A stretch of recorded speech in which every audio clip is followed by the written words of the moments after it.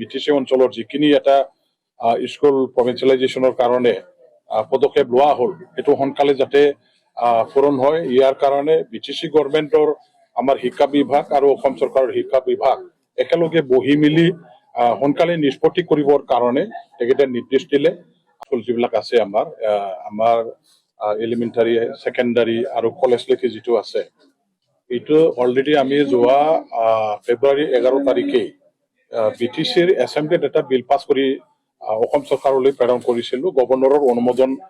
পোৱাৰ কাৰণে যিহেতু অসম চৰকাৰ আমি বিলখন পঠিয়াব লাগে। এতিয়া অসম চৰকাৰৰ ফালৰ পৰা ভালেখিনি তেখেতসকলে আমাৰ বিলখনৰ ওপৰত পৰ্যালোচনা কৰিছে। ক'ত কেনেকুৱা ধৰণৰ আইনগত দিশ আছে এইবিলাক তেওঁলোকে চাইছে আৰু কিছুমান আমাৰ স্কুলবিলাকৰ ক'ত কেনেকুৱা ধৰণৰ ন্যায্যতা আছে নাই এইবিলাকৰ পৰীক্ষা নিৰীক্ষা কৰাৰ পাছত সেইদিনাখন আমি যোৱা 17 তাৰিখে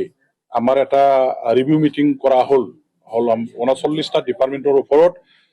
অসম চৰকাৰ বিটিসি চৰকাৰৰ মাজত হাই লেভেল এটা ৰিভিউ মিটিং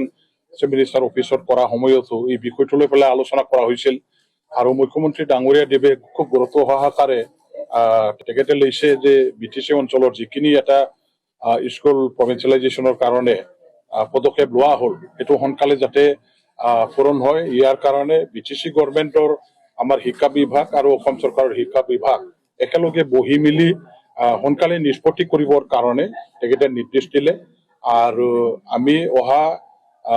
24 তাৰিখে আমাৰ অসমৰ পৰা এজন টেকনিকেল অফিচাৰ আহিব বিটিসিৰ পৰা এটা পৰ্টেল আমি খুলিম আৰু এই পৰ্টেলত এতিয়া আমাৰ বিটিসিৰ যিমানখিনি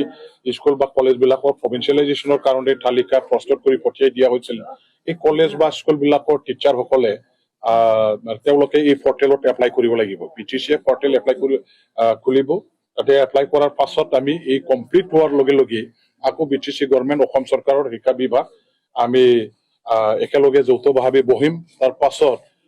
প্ৰভিন্সিয়েলাইজেশ্যনৰ প্ৰক্ৰিয়াটো সমাপ্ত কৰিবৰ কাৰণে এইখিনি কামটো কৰা হ'ব।